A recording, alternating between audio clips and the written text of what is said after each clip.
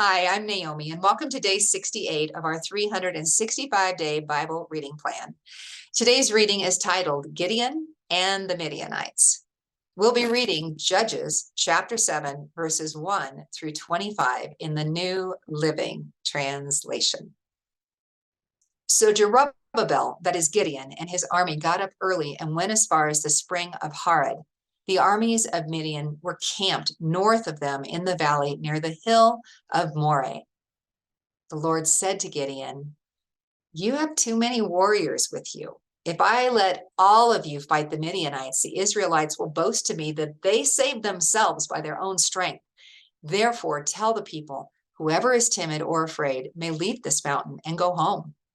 So 22,000 of them went home, leaving only 10,000 who were willing to fight. But the Lord told Gideon, "There are still too many. Bring them down to the spring, and I will test them to determine who will go with you and who will not." When Gideon took his warriors down to the water, the Lord told him, "Divide the men into two groups. In one group, put all those who cup water in their hands and lap it up with their tongues like dogs. In the other group, put all those who kneel down and drink with their mouths in the stream." Only 300 of the men drank from their hands. All the others got down on their knees and drank with their mouths in the stream. The Lord told Gideon, "With these 300 men, I will rescue you and give you victory over the Midianites.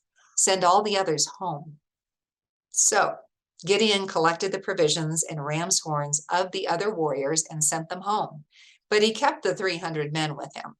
The Midianite camp was in the valley just below Gideon. That night, the Lord said, "Get up, go down into the Midianite camp, for I have given you victory over them. But if you are afraid to attack, go down to the camp with your servant Purah. Listen to what the Midianites are saying, and you will be greatly encouraged. Then you will be eager to attack." So Gideon took Purah and went down to the edge of the enemy camp. The armies of Midian, Amalek, and the people of the east had settled in the valley like a swarm of locusts. Their camels were like grains of sand on the seashore, too many to count. Gideon crept up just as a man was telling his companion about a dream. The man said, "I had this dream, and in my dream, a loaf of barley bread came tumbling down into the Midianite camp. It hit a tent, turned it over, and knocked it flat." His companion answered, "Your dream can mean only one thing. God has given Gideon, son of Joash, the Israelite, victory over Midian and all its allies." When Gideon heard the dream and its interpretation, he bowed in worship before the Lord. Then he returned to the Israelite camp and shouted, "Get up, for the Lord has given you victory over the Midianite hordes." He divided the 300 men into three groups and gave each man a ram's horn and a clay jar with a torch in it. Then he said to them, "Keep your eyes on me.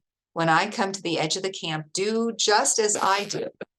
As soon as I and those with me blow the ram's horns, blow your horns too, all around the entire camp, and shout for the Lord and for Gideon." It was just after midnight, after the changing of the guard, when Gideon and the 100 men with him reached the edge of the Midianite camp.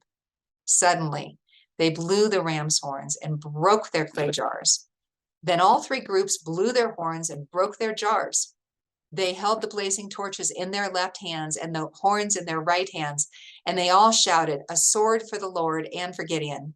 Each man stood at his position around the camp and watched as all the Midianites rushed around in a panic, shouting as they ran to escape.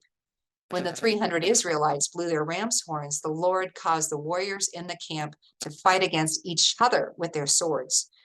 Those who were not killed fled to places as far away as Beth-shittah near Zererah and to the border of Abel-Maholah near Tabbath. Then Gideon sent for the warriors of Naphtali, Asher, and Manasseh, who joined in chasing the army of Midian.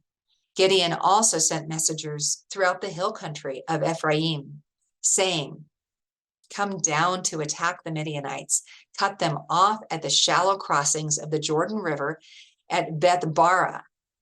So all the men of Ephraim did as they were told. They captured Areb and Zeeb, the two Midianite commanders, killing Areb at the rock of Areb and Zeeb at the winepress of Zeeb.